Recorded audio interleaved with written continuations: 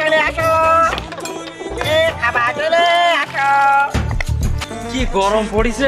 আরে বন্ধু, তুই এই গরমের ভিতর শরবতের ব্যবসা করতেছিস? হ্যাঁ বন্ধু, হ্যাঁ। এই তোর এক গ্লাস দেবো? হ্যাঁ দে দে, একদম কঠিন বরফ দিয়ে আমার একটা ঠান্ডা শরবত বান। এই দেখ, পাইছি। স্পেশাল বড় বাবু। আহা, তোর তো অনেক শান্তি। তুই সারাদিন বসে বসে এই ঠান্ডা শরবত খাস, তাই না? আরে শালা তুই কি করছিস? আমার নিজের ব্যবসা সর্বত, আমি নিজেকে কি ব্যবসা দাঁড়া উঠাবো? তার মানে তুই সারাদিন এক গিলাস শরবতও খাইস নি? না। তা তোর সামনে দিয়ে যে মানুষ এই গিলাসের পর গিলাস শরবত খেয়ে যায়, তোর কি একটু কষ্ট হয় না?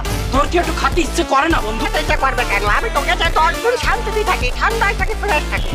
তুই নিজেরা কিভাবে ঠান্ডা রাখিস আমার একটু বুঝোই কদিন। আমি তো ঠান্ডা আছি। পিছনে আয়, পিছনে আয়। আয়। হায় আল্লাহ! এই তুই এত বড় বরফের উপরে তুই লুঙ্গি উঁচু করে বসে রয়েছিস, তা তোর লস হচ্ছে না এতে? আরে কিসের লস? এই বরফটা আবার পড়ে যাচ্ছে না? এই দেখ পাইপ লাইন লাগানো আছে, এই বরফই তো পরে সরপটের ওই ওর মধ্যেই চলে যাচ্ছে। হায় হায় হায় হায়!